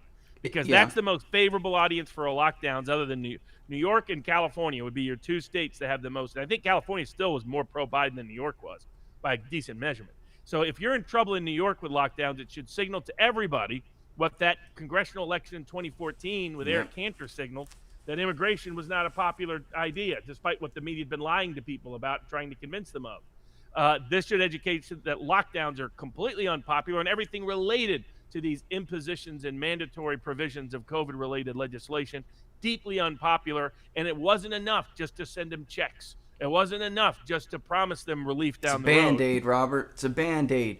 Parental status, by the way, is pretty interesting, too, because you have yes or no. You either have kids or you don't, so that gives you an overall view. But then we also break it down if they do have kids, who are these people. By the way, no, I don't have kids is the most liberal group out there. And yet, they're still 39.3 to remove him, 35.7 to keep him. So they're still plus 4 to remove him. Because you have a lot of people impacted by, they're not retirees. You have a large, within that group, you're going to have a lot of people who've been adversely impacted by the lockdowns. And yes, I have kids, school-age children under 18 is removing 10 points on the money, not even rounded, 10 on the money. And that group is a heavily Democratic group in California. It is, man. What the heck? That's because they're tired of not being able to send their kids to school. And all over 18, which is a little bit more conservative because they're older now and their kids are older. That makes sense, but they're almost plus 20. And they're in very much the majority, 52.3. So out of the 11% or so that are undecided, Robert, even if they break for Newsom, it won't be enough. Or it won't be enough for that group. Interestingly, the most even, which is still plus 1 to remove him, is yes, under 18, but not school age. So these are people with little babies, and they're concerned about maybe their babies, but now it doesn't matter because guess what? They got to feed those babies. And yet they're still plus 1. There's not a single parental status, Robert, where he's above water. And those numbers are going to be eroding because that's the group that's talking about hunger issues, eviction risks that can't afford for those checks to stop. Yeah. So that's going to be. I mean, basically, come Labor Day, Biden is in massive trouble for the same reasons Newsom's already in trouble. And him doubling down on a Newsom strategy was exactly the wrong strategy to employ. But it's classic of this administration. I said it a couple weeks ago. It was telltale. It's coming. It's this, that. You know what? I got one thing to say. I dare you. I dare you.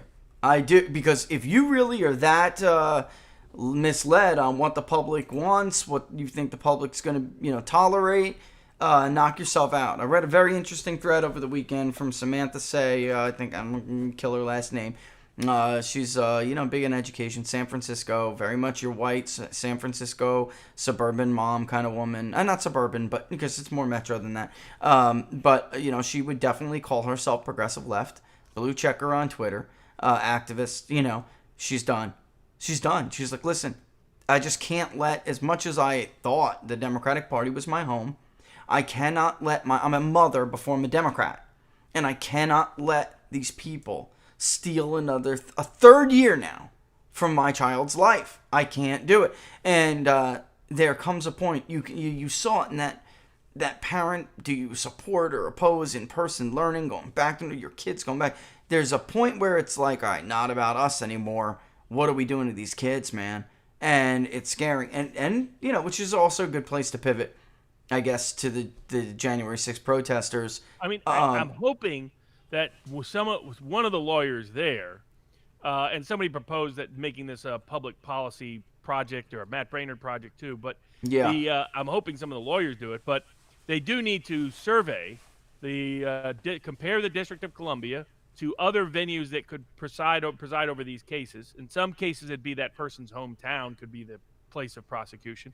In other cases, it could be the different districts in Virginia. In Virginia, but yeah. They should compare and contrast. Just show how bad, or compare D.C. to the rest of the country. My guess is basically D.C. is the worst jurisdiction for these cases to be tried, and that these cases that there is not a jury pool capable of being objective and fair in these contexts, especially as more data and information comes out, like the video clip that you have. Yeah, let's play it. It's about 38 seconds, something like that. And I can tell you right now, it's just the tip of the iceberg, because there are other people now who are getting footage that Pelosi is not going to present at the hearing. And Matt Braynard has that new rally that's coming up. I'm probably going to be there again. The information he's going to present is, again, what I'm about to play, just to make it long story short, tip of the iceberg. But that would definitely be something to do, Robert, to show, I strongly suspect, I'm trying to find the right words, D.C. is the worst place you could possibly try these people. If I was the lawyer for these defendants, I would compare historical analogies. Yeah. It would be like trying a 9/11 case in New York City. Courts recognized that was not possible to get a fair venue there. It would be like trying any of these police abuse cases right in that jurisdiction. Now, they just did that in Minneapolis, but historically that's been grounds to move the trial, including the famous case in New York, including the Rodney King case in L.A. Right. But really, just do the contrast to other politically pertinent cases historically. It would be like trying Martin Luther King in 1964 in Bull Connor's Birmingham. Does anyone believe he could get a fair trial there? That was part of the reason the Sullivan case was overturned on libel grounds, is because you had a white Birmingham jury determining whether the New York Times lied about civil rights against the local Birmingham police force. What do you think they were going to do? That's how they came up with a jury verdict that made no sense. $500,000 verdict back then. You're talking about like what that is, that 10 million, 20 million today? I mean, they didn't suffer that many damages there in Birmingham by opposing civil rights at that time. But it was because it was a politically tainted jury pool. Yeah. And so make those historical comparisons, highlight the constitutional right to an impartial jury, and then follow that up with actual data. It's the mistake they made in the Chauvin trial in Minnesota. They did not show what the difference was between the Twin Cities and outside the Twin Cities in juror reaction. And they need that same information to be able to see what's going on between D.C. and other districts. And hopefully somebody does so. Now, maybe we'll end up doing a public polling project idea if people want to see that. We'll see what people think. Like the California recall and pulling the January 6th D.C. environment may be the most interesting in that. It would be may compared to be. D.C. just the whole country, because a lot of these defendants could transfer to a whole bunch of venues. Just look at what D.C. compares to the rest of the nation. And my guess is there's going to be a massive discrepancy. Yeah, And we the could just presumption, oversample most D.C. jurors will presume guilt. Most Americans will presume will be closer to presuming innocence. Yeah, we could just, I mean, you could do that with, like you said, with the rest of the, compare and contrast to the rest of the country. You could do it in a regular public polling project, but just slightly oversample D.C., you know? And I mean, that's it, that actually is very doable. And, you know, it is a good idea. Maybe even should talk to Matt about it too, because, you know, that's an underused tool. It really is. Oh, extremely. I mean, I do it in every case. And so it's foolhardy not to, and there's always surprising data, you know, good and bad. Yeah. I mean, I don't think we've done a single one of those.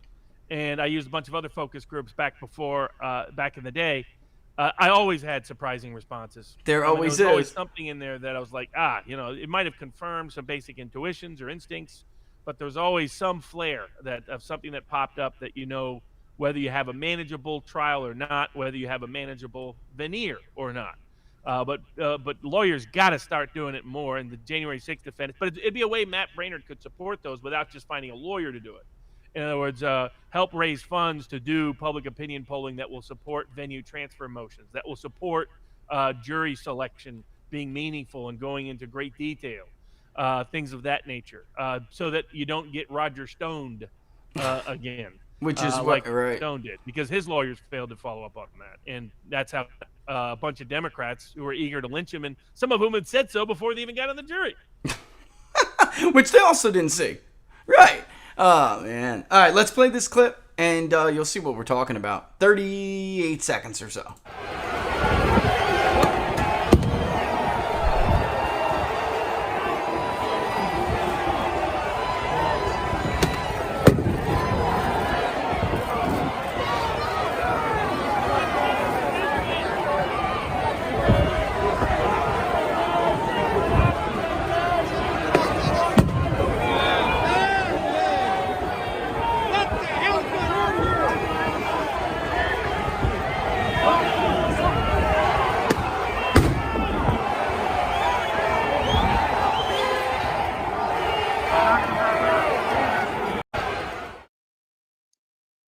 I mean, Robert, when you generally see there, one piece of profanity, which I should have warned about, what you generally see there, and it was towards Kevin McCarthy, by the way, what you generally see is, you know, peaceful protesting. I don't see anybody violent. Chanting, you know, freedom, right? Oh my God, the horror of it all, right? And the Capitol Police thought it was appropriate to lob tear gas into the crowd. Correct. I mean, well, what you're seeing is that the whole narrative may have been false from day one. There still may have been some components of people that were trying to breach security. But what you see is that entire crowd, nobody's trying to breach security. Yeah. Nobody's trying to raid the Capitol. Nobody's trying to trespass on anything. Nobody's trying to obstruct anybody. They're simply there to have their voices heard, believing that their presence will motivate the Republicans inside the House and the Senate to take seriously their constitutional obligations to certify the election in a constitutionally conforming manner. And which is what Trump had said. You know, make sure that, you know, they can basically, it was like, be there so they can hear you and know that that your voice will matter. Nobody is clearly it's no planned riot. Clearly it's no planned invasion. Clearly, I mean, nobody there is doing anything like that at all. Totally respectful of the boundaries, totally not instigating or initiating anything, and yet they are the ones who get targeted by the Capitol Police with tear gas and then with later physical attacks. And what a lot of people had been saying was that the only reason why at least their group had ever gone in was because they were trying to protect themselves and defend themselves against Capitol Police assaulting them. And the question is, what you could have is you could have some rogue actors at one part of the Capitol trying to break in, another maybe some of those rogue being illegitimate, maybe being informants, maybe being infiltrators, maybe being agents. Then you could have another group that really was there to do harm, but was a very tiny group that had very little influence, but has been unduly highlighted by the media and by the government. And then you may have had deliberate instigation by the Capitol Police itself. We know the Capitol Police, the only explanation for the Capitol Police is either extraordinary negligence or deliberate malfeasance, because they did not have the Capitol secured in the way it's supposed to be secured, despite advance notice and advance warning of a potential risk. They explicitly rejected the assistance of the National Guard. Yep. And here it raises another question. Maybe the reason they rejected the National Guard wasn't just optics, which was the PR excuse by the mayor and by some of the Capitol Police apologists. Maybe it wasn't just to make sure that there was inadequate security. If some Capitol Police members were part of the operation to trigger this reaction, then they would need nobody else there. Right. They would want no National Guard there, no Army there, nobody else there, because those people could catch them doing it. So they wanted people solely under this Pelosi's Praetorian Guard. That's what the Capitol Police is turning out to really be. Yeah. With their little performative routines last week before the House crying on cue, which had some wonderful memes. And one of the people crying on cue looks like somebody that was in the crowd that day, not just on the Capitol Sure Police does. side. Which we don't know if that's the case yet, but there are photos that look oddly. We're looking at that too. The guy looks a lot like 3 other photos of someone who was pretending to be a protester in that case, if that's the instance. We know that CNN paid someone who infiltrated and instigated violence that day because he sold his video footage to CNN. And he was a longtime Antifa BLM associate group individual. When they said that never happened, that couldn't happen, it's documented record. There's no doubt about it, no dispute about it. Now, he's been criminally charged, but somehow he got bail with no problem for his activities. So it raises, why is the government hiding 14,000 hours of video footage that they have aggregated and collected? Why are they hiding this from the defendants themselves? So they've taken the defendant's own footage and information and haven't given it to them. You know where that's also happening?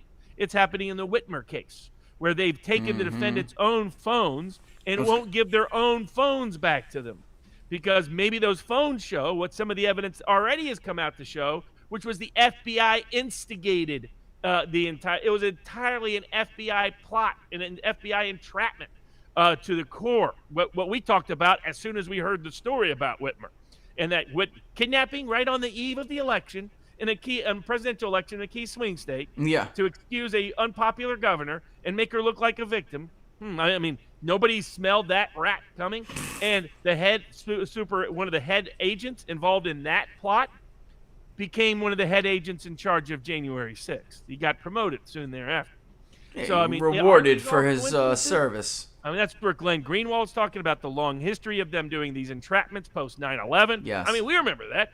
I mean, we'd see a case and say, oh, man, wow, maybe this was a real terrorism. And then you dig into it, and it's like, hold on, you got some 17-year-old to hang out and do a bunch of dumb stuff, and then you gave him the idea, and he was the dangerous terrorist? It's like, I don't think so. And they did that over and over and over and over and over. So what that video footage shows is that the people saying, hey, by the way, when we showed up, there was no violence, no trespass. We only started pushing back against police after police started attacking us. And that's the only thing that ever happened. And there was no instigation or initiation of violence that we witnessed as part of our group. That video footage is evidentiary proof of that. And, for those little performances, I'll tell you the performances I saw and witnessed, which was people, family members, reading letters from those who were in there alleging horrible abuse while the guards laugh and snicker right next to you. So they put on these performances, Mr. Sensitive, I was so afraid, and this was so horrible, and this and that, and they have very different demeanor when you and Matt are sitting with a group of people protesting, and somebody says, I'm beaten daily at night, my door is swung open, and the guards mace me and kick me on the ground, and those guards laugh. And what I'm talking about are the guards standing there, preventing you from going closer to the prison. They had no shame They were arrogant. They were smug. I could tell you, my locals community can back me up. I was so proud. A bunch of them showed up. And they'll tell you. I mean, the smug look on these faces. Because people are like, wow, how could you say that, Rich, if you're always so supportive of law enforcement? I'm supportive of the general rule of local law enforcement. That's number one. And number two, that's not who they are. The Capitol Police, they're not your local sheriff or even... Oh, not at all. Like, they're Pelosi's Praetorian Guard. That's what they are, man. Trying to set up offices for them all around the nation under the pretext of January 6th. January 6th was not only a pretext to get around the election problems, a pretext... I mean, the net effect wasn't to obstruct the proceedings of January 6th. What January 6th really did was derail the Trump's election contest in Congress. That's what it did. That's what I'm like. The idea that this was the motivation was to force Congress to vote for Trump. That wasn't going to happen with a riot. A riot would guarantee a bunch of people wouldn't vote for him, and everybody knows that. And that's classic evidence of a staged event or a false flag event. False flag, man. Is when the actual likely outcome is different than the alleged objective of all perpetrators. It's Without one of a the doubt. telltale indicators. It's one of the things I point out in the hush-hushes at vivabarneslaw.locals.com, which is to look for that. If you see a mismatch between purported objective of the purported perpetrator versus the actual likely outcome, maybe look to who might be who would gain from that likely outcome as maybe being the true perpetrator of the event at some level.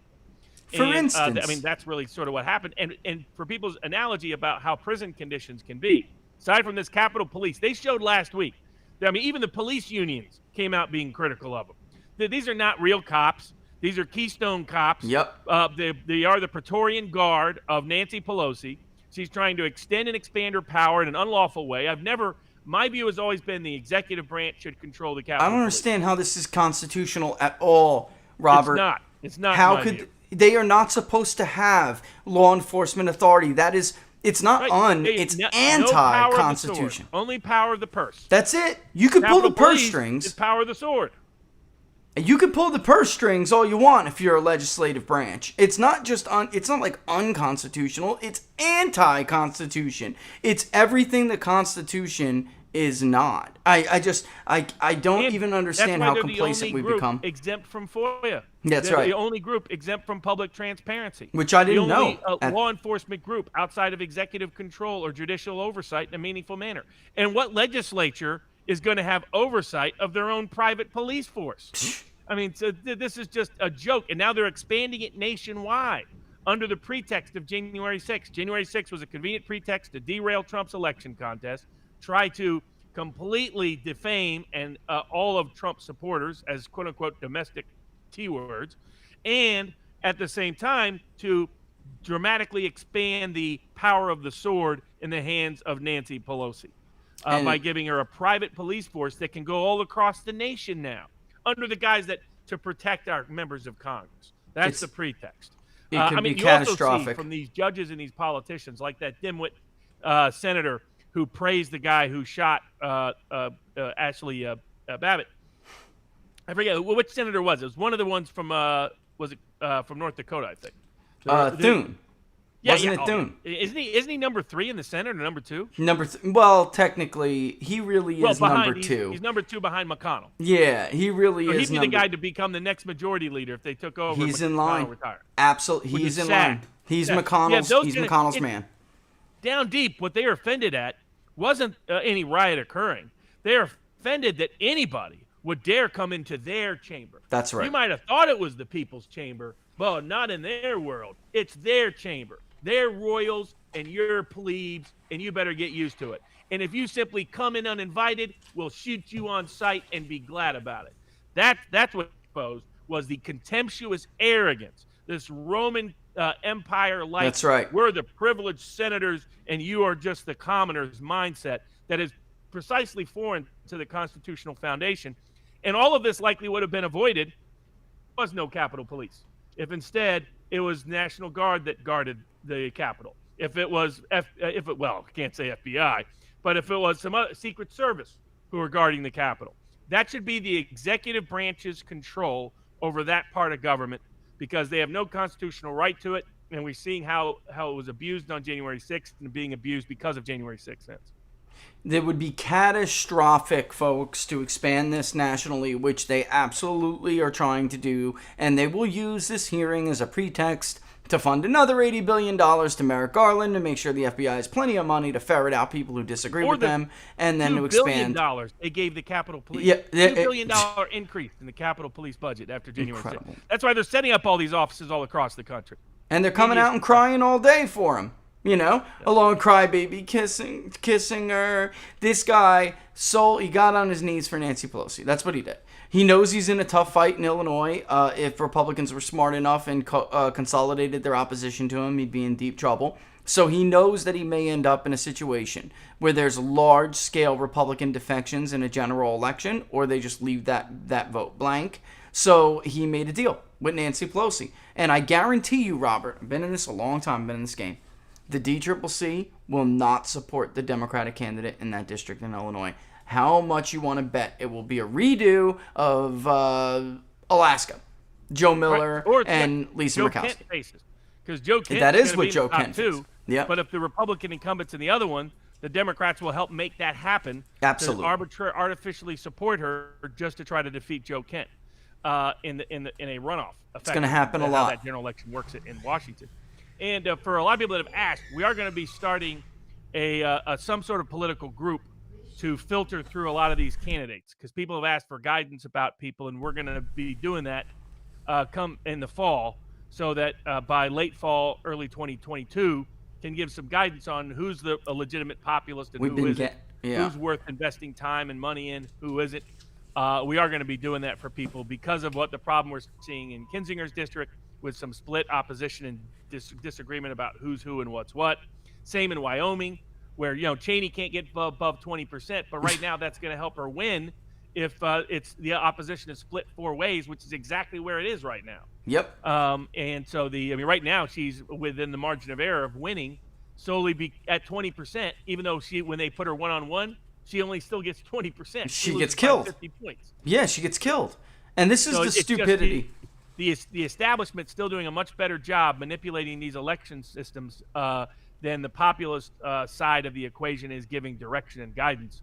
So we will step into that gap. It's clear Trump is not going to. I was just going to say that. Because it's not clear he'll do so competently or capably, as showed up last week in that Texas runoff where he picked the wrong candidate. Right. And he hates to lose more than anything, and yet he still didn't pay attention to who he should have picked and how he should have helped back that person if they're in a close race. And by the way, if you're not going to be all in, then don't do it. So Correct. You're telling me a trip there couldn't have helped in the right spot, or it's really he's not. He could have put her over the top. He could have gone down there. He should have recognized there's more risk than to believe.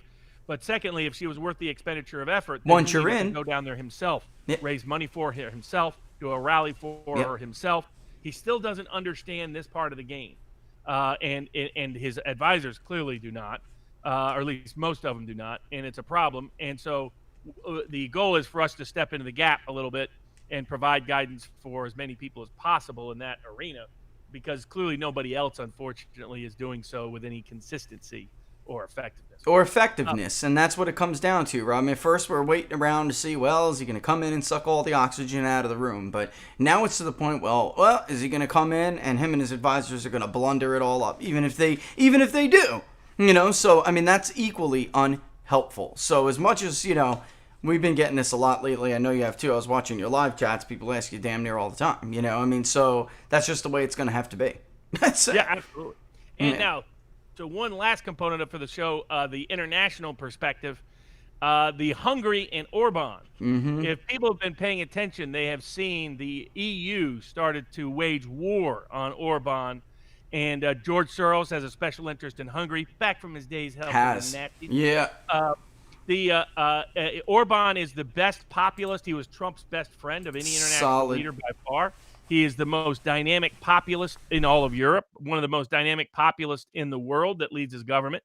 He won last time in 2018 with 45% of the vote because the opposition was, like most parliamentary parties in Europe, split up. So already they have decided to have a united front against Orban. So it's just going to be Orban versus a united opposition. So already they are doing everything possible for him to lose in the upcoming 2022 parliamentary elections. The polling data shows it basically dead even. Once they united against him, they couldn't beat him if they had a traditional parliamentary structure, so they united against him. And now the EU is trying to take all kinds of actions, saying he's discriminatory, etc. There's going to be a massive amount of NGOs, Soros, Biden administration, EU, political capital, media capital used to try to take out Orban in 2022. Orban holding on is a critical indicator of populism sustainability in Europe. So that will be something to watch. And right now it's dead even, and continue to watch accelerated hostility from the EU and probably coming soon from the Biden administration to try to derail Orban. I think in part, and some of that may be economic subterfuge, of which George Soros is famous for, famously trying to sink the British pound, betting against it, other currencies. That's where he made a lot of his money. Yeah, that's what he is. Just governments. Yeah. So people could look at what George Soros' motivations are. And he and Bill Gates were just bought up by the various COVID testing systems. So I'm sure they'll get even more reliable once Soros and Gates are determining whether or not you have a disease that they have the solution for. Maybe a little chip under the skin, a little quantum tattoo to make sure you're safe and everything else. Their world vision is what populists are fighting against. Orban's one of the key people against it, so it'll be something to pay attention to. But it's going to be very, very tight. Le Pen should have been jumping on the anti-lockdown bandwagon in France, where all these massive protests are taking place. But she's been trying to play the establishment card, placate the establishment wing in France, and so she's not been at the front lines of this, and it's a major mistake. And she may not even make the runoff in the upcoming elections where she's going. She's pulling a Trump, Robert. She's trying to play ball and think they'll be nice to her. Exactly, and she's a reminder versus what Orban is doing to see which model works, trying to placate the establishment or sticking to your populist core. Like Orban mostly has. And I think what Putin said last week was intended to partially help Orban because they have a good relationship. And Orban gets cheap oil out of it. Putin gets a European ally out of it. Yeah. That's why he started highlighting, hey, if there's any economic problems coming down the pipeline, blame the Biden administration, because all the U.S. government keeps doing and the Federal Reserve keeps doing is hitting burr, burr, burr, burr, burr. And maybe that will solve their problems, but it's going to cause problems for the rest of the world. So I think that's how a lot of these stories have subtext and sub-stories built into them. There's a lesson there, too, though. We were just talking about Kinzinger. We were just talking about Cheney. They do this, and the right, the populist right, does not. They're now inheriting the same problems that the old conservative insurgency used to have, which is, you want to have a challenge to the establishment, but you're fractured into 4 or 5 pieces. You can't do that. They're learning to collaborate.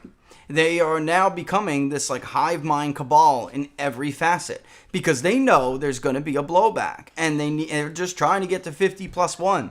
And you can't do that when you're fractured. They pushed Bernie Sanders out of the race. They didn't push him out of the race. They defeated him by pulling one of these. I mean, they had their head cheese call everybody up. Call up Amy Klobuchar. Call up Pete Buttigieg. Start selling off whatever they had to sell off to get these people united behind Joe Biden. And, at the last minute. That's their M.O. The only way you can't beat them with all of these different splinter factions. You can't do it, folks. I'm telling you right now. And they know that. So there's a lesson there to learn. There definitely is. Absolutely. So I'll be over at a live chat briefly after the show at vivabarneslaw.locals.com. Right. And in addition, for the throughout the week, a lot of the stuff we can't talk about in detail here will be either at my vivabarneslaw.locals.com with videos about the other side of the vaccine issues, the other side of the mask issues, other side of election issues. The same with Richard. The information he cannot share here will be at peoplespundit.locals.com. And for that information, you got to go there to get the information that we're not allowed to talk about here on Big Tech. There it is. And with that, as always, folks, we'll be back next week, 2 p.m. Eastern Standard Time. Robert, all the best, my friend. See you soon. See you soon. There it is, guys. All the best.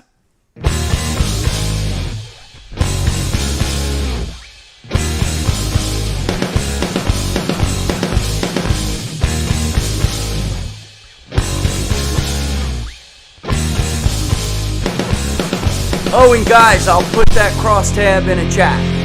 Hit the lights that shine down over dotted lines California, of I'll put it in there right across now. an open highway, restless nights, coffee houses, clubs, and neon lights. I rock the people my way, working my way, coming back to you. Working my way, coming back. Take me home tonight, not wasting any time.